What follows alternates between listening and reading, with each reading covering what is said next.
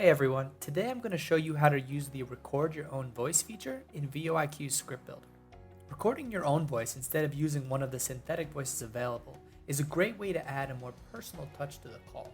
This is especially a great option for when the contacts you are calling are familiar with your voice because it helps them feel more connected to the message. If this is your first time creating your own script, please check out our resources page for in-depth videos on how to create your own script and how to utilize each feature within the script builder.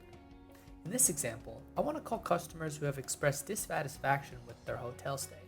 So for this call campaign, I'm first going to introduce myself, address the reason for the call, and then ask them to explain the issues they experienced and ultimately offer them a free night's stay.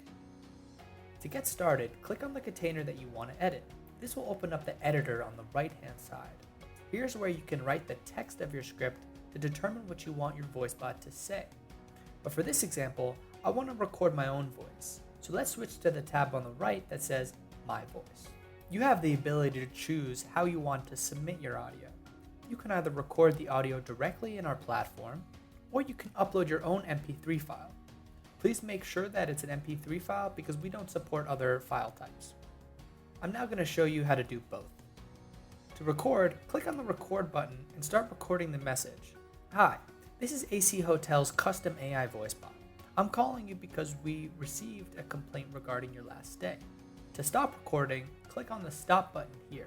If you want to record again, click on the trash can and follow the same steps. Then go ahead and click save. As you can see, the container just says transcribing audio. But don't worry, it can sometimes take up to 5 minutes for the transcription of your audio to show up. You also have the option of uploading your own MP3 file by clicking on the upload button, selecting the MP3 file, and then clicking save. And that's how you use the record your own voice feature. Thanks for listening and have a great day.